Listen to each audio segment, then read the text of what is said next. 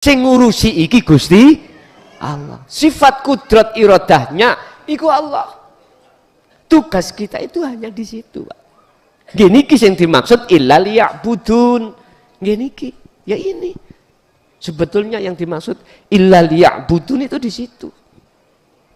Ada etika hatimu untuk terhadap Allah lewat bertajalli, lewat kesadaran hati bahwasanya semua yang berafal, semua yang berperan hanyalah hidup dalam diriku. Itulah wujudi Allah yang sebenar-benarnya. Yes. Oleh sebab itu jenengan jangan sampai suudon pada Allah. Apa yang dihadapkan jenengan kali kula, walaupun itu secara syariat disebut musibah. Walaupun ini musibah, tetap hati jenengan kudu husnudon. Kalau Allah menyelamatkan hatimu dari berbagai cara nafsu, membikin hiasan untuk hati kita. Ini hanya bisa diterima oleh para calon kekasih Allah. Selain itu nggak bisa. Cara calon kekasih Allah ini selain itu tidak bisa diterima. Akhirnya sumpek bin sumpek alias susah. Wis ngalor ngidul, dikejar-kejar bang, hutang ciut, utek sampan imane sudah wis nek ngene sing enak mati. Akhirnya apa? Dengan modal uang 10.000 dibuat beli tampar gandol. Pagi-pagi polisi podo teko. Si A melet. Nah, berarti bunuh diri. Ini kalau sudah nggak kuat, Pak, biasanya orang itu spekulasi sudah. Estu Gusti Allah bisa jadi, mohon maaf, menyelamatkan dirimu dari gangguan-gangguan wanita atau laki-laki. Estu. Jenengan dipisahkan Allah antara istri dengan suami, jenengan pun suudan dulu nang Allah. Bisa jadi jenengan ini hidup di tengah-tengah lingkaran ular yang berbisa atau tidak berbisa. Estu. Nyun sewu, Bu. Jenengan iki suami jenengan iku pembisnismen, wis pokoknya ngomongi babakan donya. Loh, jenengan di situ andai kata suami jenengan iku di sosor mentok, ya bersyukurlah pada Allah karena Anda akan dilepaskan Allah dari ular yang setiap saat dan waktu nguntal jenengan. Memang kalau dilihat dari si syariat, eman toh Pak ya, dunyane piro, ngene piro, wah. Tapi jenengan Bu harus mempunyai pandangan hakikat. Itu.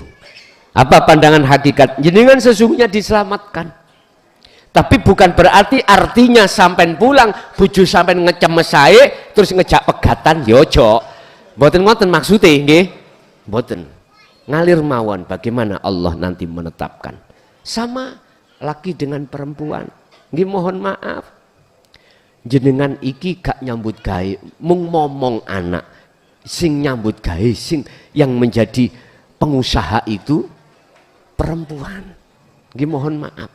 Sampai kan penggaweannya kan momong, ya dah, momong, wis mangan, melayani lah ngono ya. Nah, wis pokoknya nggih, wis rokokan ya setiap rokokan apa sing dikarepno ono sembarang ono. Nah, iki aku ngomong apabila Anda itu nanti dipisahkan alias garwa sampean ditutul pitik jago, ojo getun.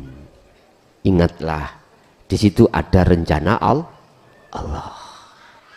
Ini basisnya adalah duniawiyah.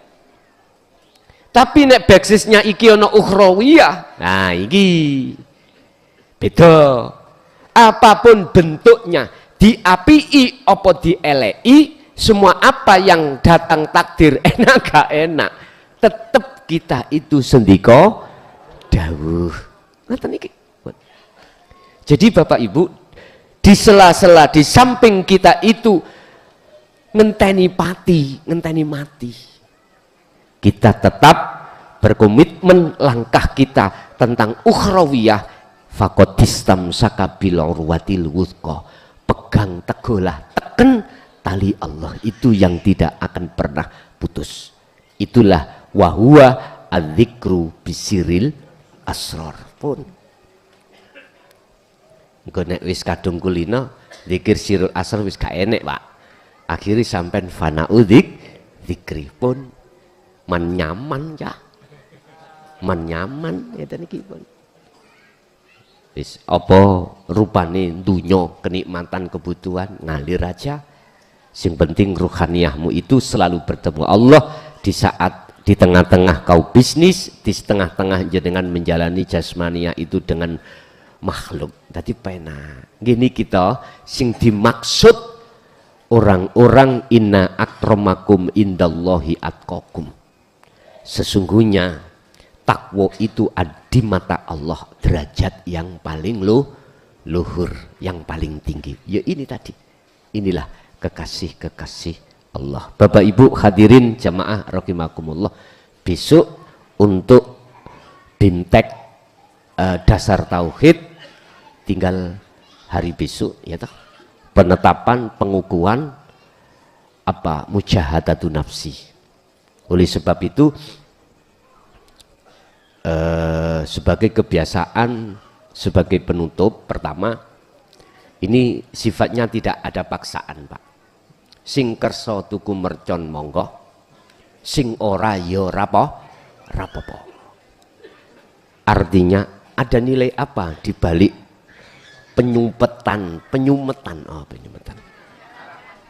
penyalahan mercon kembang api ini ada maksud tersendiri. Kalau boleh saya membuka adalah itulah bentuk daripada sifat-sifat yang ada pada diri jenengan. Makanya nanti pengurus mercone lumpukno kapan terakhir, nanti saya tak duduk, alah nggak usah lama-lama di situ, diletakkan di mana, tolong kasih tahu saya. Nanti habis itu nanti kita malamnya kita sumet, gitu. Malamnya kita sumet. Dan kemarin Pak saya merencanakan, tapi rencana itu betul-betul rencana Allah, tapi secara dohir kelihatannya kok gak terlaksana. Jenengan ajengi kula hibur Romakawi asli nih. Nggih. Romakawi. Ngerti Romakawi? Bang Haji Roma Irama lho. Sampeyan nak roh Bang Haji Roma Irama sing menyanyi ku tak undangke. Ngoten lho. Tapi sing kawe. Lah kula mboten saged nembus. Ternyata beliaunya ada udur. Sing asli ada udur sehingga nggak bisa. Duh, piye kira ngeten. Nggih. Alasan nggak bisa hadir alias udur, aku gak usah nyebutno lho Pak ya. Nggak usah nyebutnya, karena itu pertimbangan kita. Sebetulnya besok minggu itu saya itu ngundang Romakawi plus asli nih, nggak tanda plus asli nih. Tapi pertimbangan saya lihat-lihat sehingga ada udzur, akhirnya kelihatannya nggak bisa. Maksud kula bar jenengan iki mau beat ya dah, langsung diteruskan Roma KW tadi yang mengiringi dan juga Roma asli lah. Apa menghibur jenengan menghibur jenengan, tapi kelihatannya Allah belum mengizinkan, ya sudah nggak apa-apa. Bon, Bapak Ibu hadirin jamaah rahimakumullah, udan-udan ora apa-apa. Itu. Udan-udan no. Lah nek pas sampean nyumet mercon kok udan, ya mbuh. ya karo isok muni apa gak ya gak ngerti. Jadi isi daripada ledakan daripada mercon tak sesuaikan dengan sifat yang ada di dalam hatimu. Mboten. Hatimu bagaimana? Hatimu isine ulo ya gambare.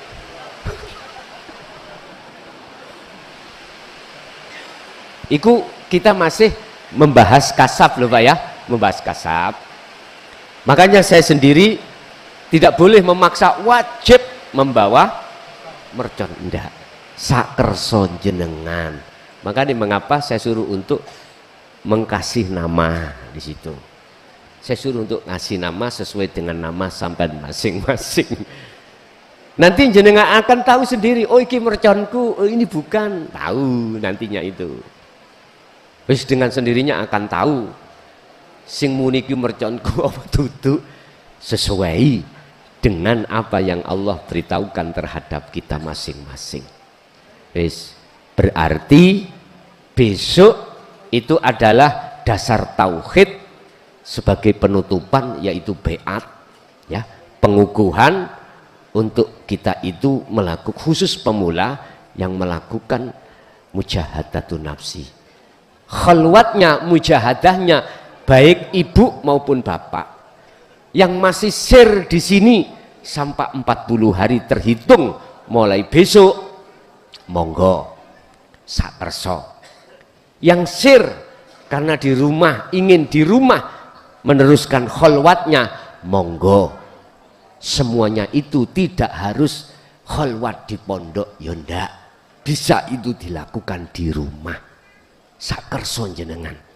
Sebab tujuan khalwat adalah pelepasan diri dari selain Allah, mensucikan diri dari selain Allah yang sudah bersemayam di dalam hati kita. Setelah itu suci, barulah diterima Allah untuk pertemuan. Monggo saenake. Besok ati sampean iku diketuk Allah harus di pondok, ya udah sampean ikuti di pondok. Besok diketuk oleh Allah di rumah, ya sampean mengalir mawon, ikuti di rumah. Berbagai cara alasan Allah untuk mengetuk hatimu di pondok atau di rumah, ada alasan Allah tersendiri. Nanti diberitahukan jenengan, entah ada persoalan pertimbangan keluarga, ataukah kesibukan, ataukah hal yang lain, mesti itu nanti akan muncul Pak Bu nggih.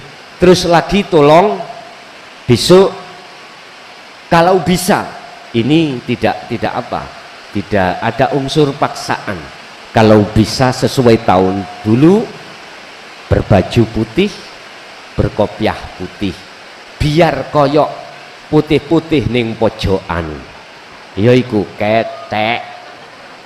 Artinya apa Pak? Tafaul. Kita tafaul pada Allah dalam rangka menyongsong perjalanan diri biar betul-betul fitrah, ruhaniyah kita betul-betul suci. Laksana seperti baju kita serba putih.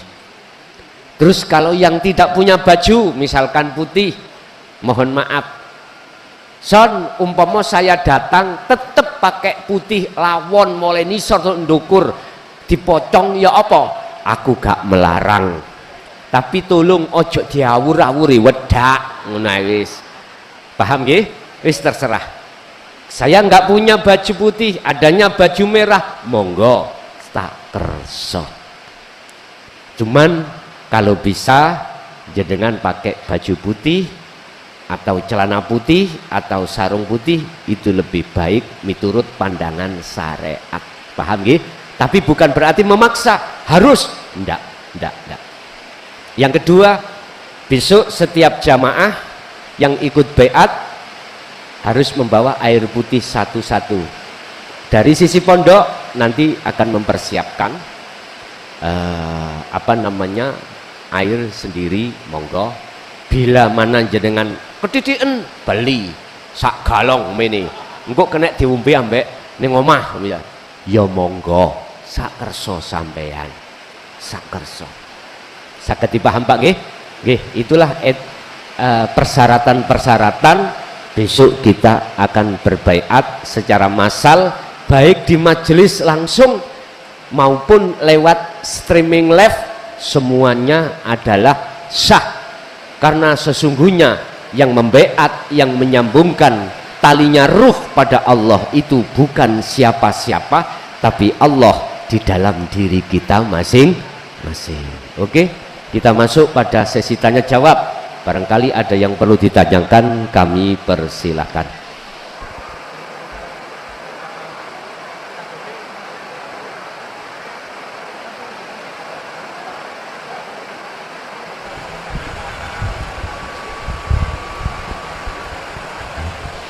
Monggo, ibunya dulu, ibu, monggo bu.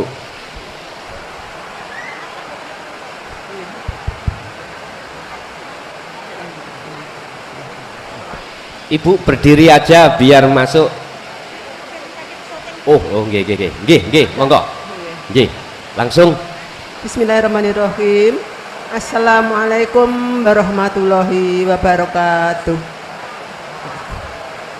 Sebelumnya mohon maaf Gus, ini mohon bertanya, sebenarnya ada apa di badan saya ini loh, kalau ngaji itu koyok diganduli gitu, kalau ngaji digandoli, iya, kok ditarik-tarik gitu. Oh, ditarik-tarik, iya. Terus sholat tarawih juga gitu, boyok itu kayak maksudnya ngaji babakan ilmu tauhid apa ilmu syariat? Syariatnya, untuk mengisi waktu ngaji Quran gitu loh. Nggih. Oh gitu. Kalau ngaji babakan tauhid tidak? Nah, tidak ada yang ya, narik-narik? Iya, agak begitu. Terus saya ini susah Gus, kalau tidur di kamar itu wong saya sendirian, rasanya ki maaf kaya enek sing ngeloni, kakinya itu besar loh. Ada yang ngeloni? Iya, ada yang ngeloni orang besar loh. Iya, kakinya itu besar. Nggih. Tapi waktu saya bekerja, itu di rumah apa di sini? Di sini. Padahal tidur sampean iku campur dengan yang lain. Dalam tidur secara fisik sampean iku campur dengan jamaah yang lain. Nah, sendiri, tidur sendiri. Oh, di gudaan iku ah. Rasanya itu begitu. Terus nanti bangun tidur tuh sakit semua. Oh, ngoten. Nggih. Nggih. Orang besar itu tadi sampean seneng napa mboten? Mboten Seneng. Nggih. Nggih, lanjut. Soalnya waktu saya bekerja di Blitar juga begitu. Saya bekerja di Jakarta juga ngikuti. Mohon dilepas Gus, aku kepengen terlepas dari sesuatu itu. Iya. Sampun? Nggih.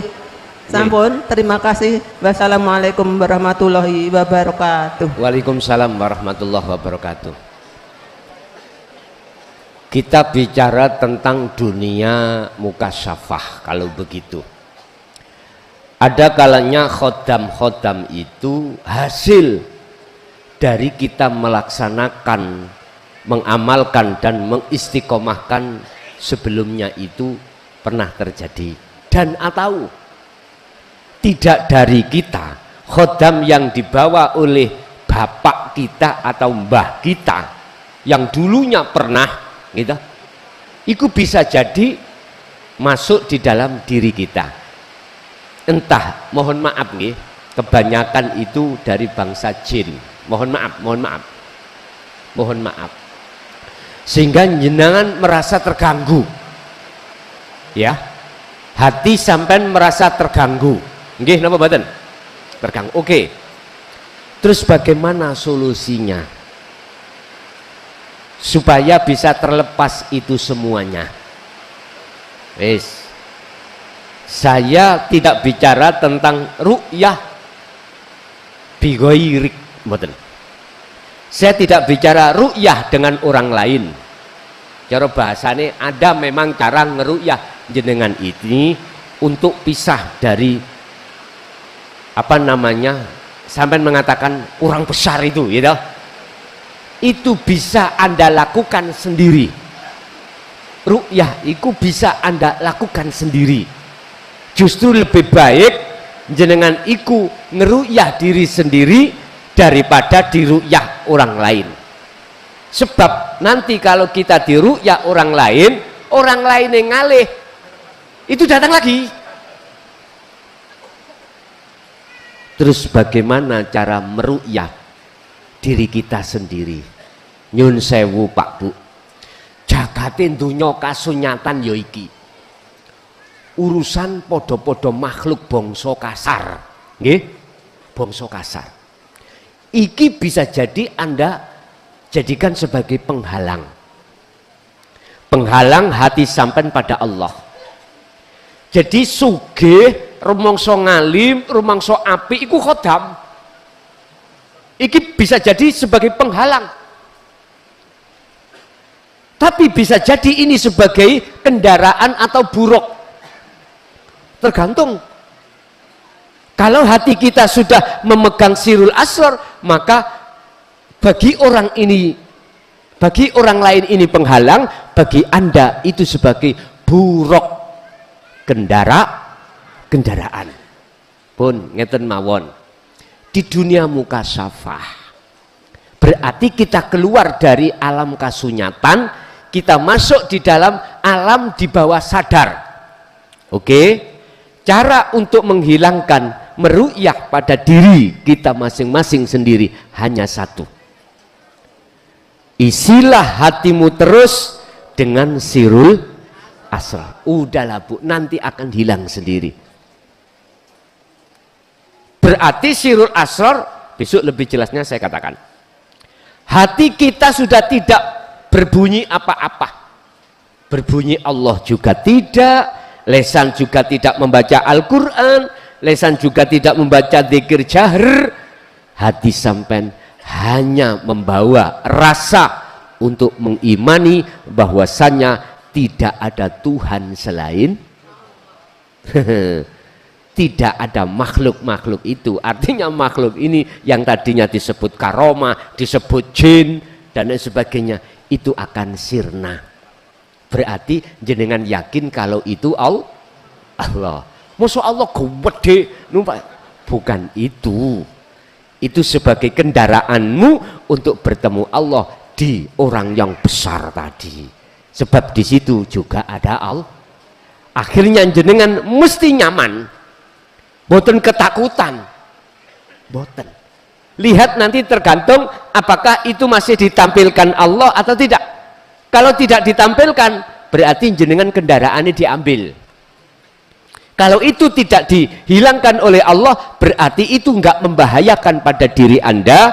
Justru itu kau jadikan sebagai kendaraan untuk bertemu Allah di situ. Tenang mawon nggih. Sing penting sampean besok memegang sirul asrar. Yang lain?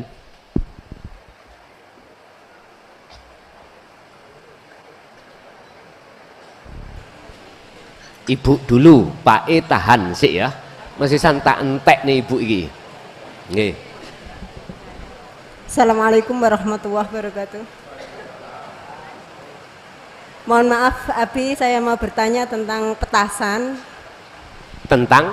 Petasan, Petasan. mercon. Ya. Oh iya, mercon. Yang saya tangkap adalah bahwa pembakaran petasan itu sebagai pembakaran nafsu dari kita. Yang saya tanyakan di sini adalah bagi kita yang mengikuti baiat dianjurkan, bagaimana dengan keluarga kita yang tidak ikut saat ini dan belum mengenal dinu tauhid, apakah bisa juga dititipkan untuk pembakaran petasan tersebut? Kemudian yang kedua yang perlu saya tanyakan di sini adalah kata kuncinya la haula wala quwata illa billah, yang saya pahami sebagai bahwa hamba adalah sebagai wayang dan Allah adalah sebagai dalang. Yang menjadi pertanyaan saya di sini adalah ketika kita dalam menjalani kehidupan, kemudian di situ kita diberi pilihan untuk menjadi hamba yang ingkar atau hamba yang taat, bagaimanakah kita menempatkan pilihan itu sehingga akan selaras dengan ajaran dinu tauhid? Terima kasih. Assalamualaikum warahmatullahi wabarakatuh. Waalaikumsalam warahmatullahi wabarakatuh. Terkait masalah petasan keluarga jenengan yang belum menerima dinul haq, kalau itu jenengan sikapi dari sisi doa nggak apa-apa, tapi percum lantak bergun. Bisa tidak percum dan tak bergun pun disikapi dari sisi doa, sampai sikapi dari sisi menghadap. Berarti mohon maaf, jangan diniatkan hatimu, mohon maaf, untuk meminta pada Allah, jangan, hilangkan itu. Cukup sampai niat menghadap, monggo sak kersa. Iki yo cara bahasa garapan sakno singgarap, berhubung singgarap Allah yang enggak ada, Allah itu merasa lelah, enggak ada. Paham nggih? Monggo. Terus yang kedua terkait la haula wala quwata illa billahil aliyil azim, bagaimana kita mensikapi ketika saat dihadapkan perkara ingkar dan taat. Pun kalau kita sudah paham maksud daripada hujah ini, paham lo ya, itu bukan berarti Anda itu sudah menduduki sifat jaiz, enggak, kecuali Anda sudah laksanakan menyatakan maksud daripada hujah atau dalil ini.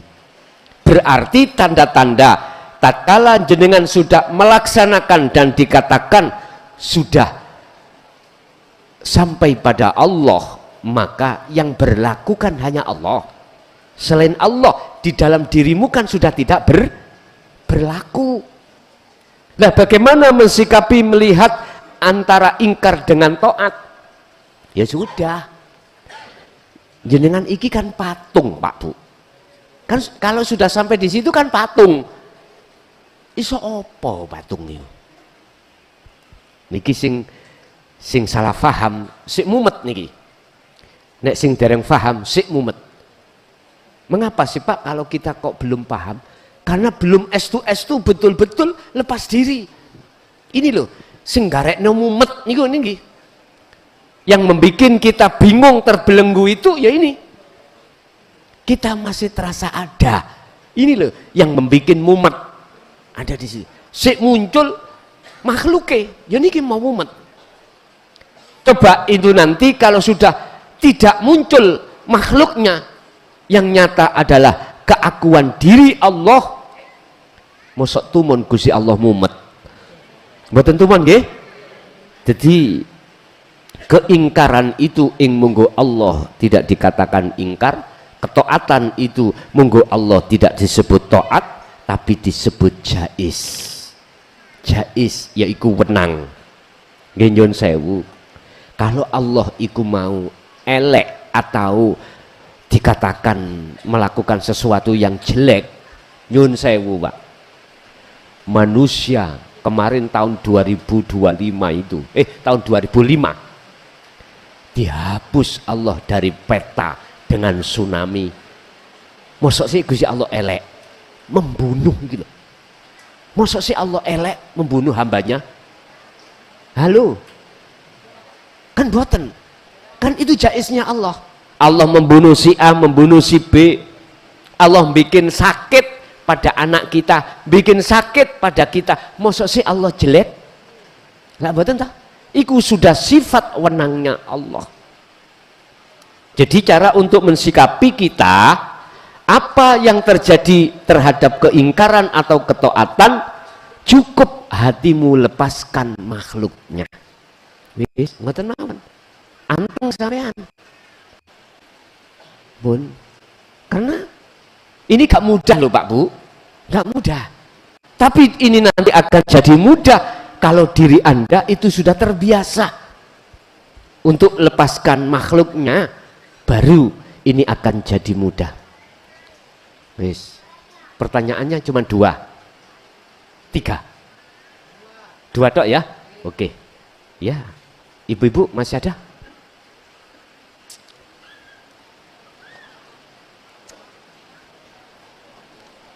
Cukup lukir yang jaler, monggo.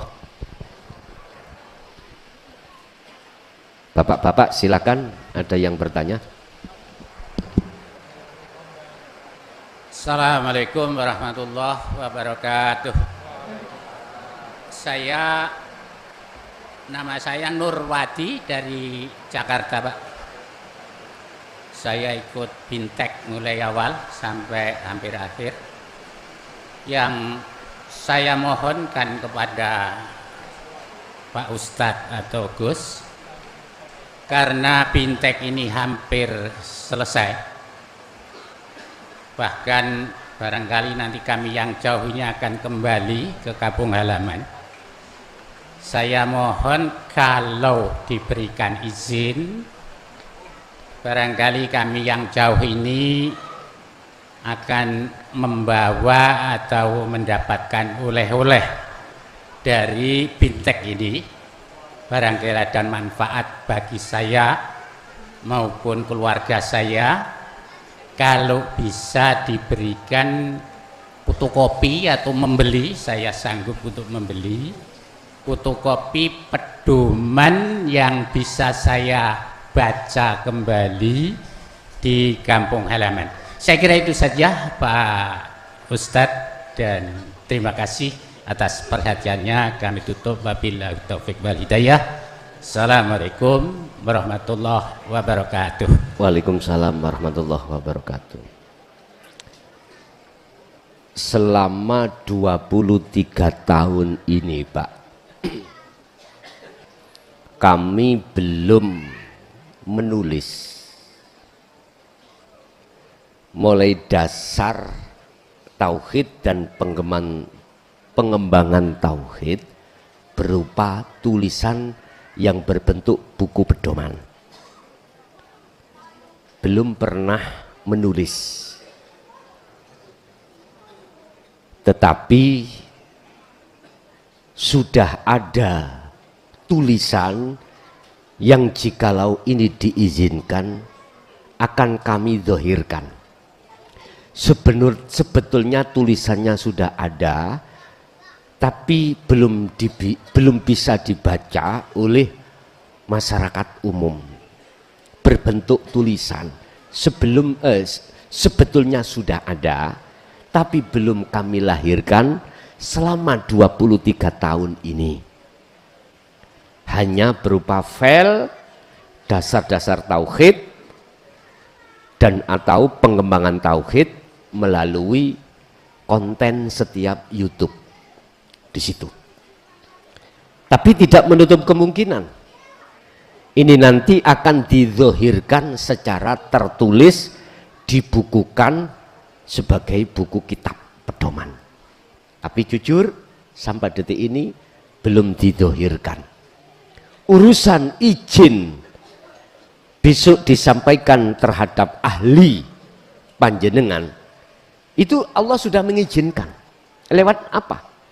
Lewat dorongan dalam hati jenengan masing-masing untuk menyampaikan oleh-oleh ini. Intinya, ini sudah dicatat di dalam hati jenengan. Sudah dicatat oleh Allah di dalam hati sampeyan untuk dizahirkan. Lah, itu nanti Allah sendiri yang menggerakkan hati sampeyan untuk menzahirkan lewat lesan yang diterima oleh ahli sampeyan sebagai oleh-oleh ketika sampean iki mam dibintek oleh Allah. Berapa hari ini, Pak? 9 hari. 9 hari ya. Lah, itulah nanti. Kalau jenengan cari bukunya dari pondok sini berupa kitab atau pedoman secara tertulis, belum ada. Dan itu sudah ada, sudah tertulis, tapi belum didzohirkan. Aku yakin nanti entah kapan pasti akan diberikan. Lah, ada teman-teman jamaah yang membukukan dalam bentuk tulisan, monggo silahkan. Aku yakin jenengan membukukan itu mendengarkan dengan detail di dalam rekaman di YouTube itu, lewat itu biasanya seret. Akhirnya bilang sama saya di taskheh, saya lihat, oke, silakan, silakan. Tapi kalau saya sendiri yang mencatat sampai secara dohiriyah belum. Dan ini juga aku yakin Al-Quranul Qadim nanti juga dibukukan secara tertulis miturut umum. Entah kapan itu. Entah kapan itu. Wallahu a'lam. Tulisannya yang jelas sudah tertulis secara keruhaniahnya, tapi secara dohiriahnya belum sampai saat ini. Nggih. Nggih, ada lagi?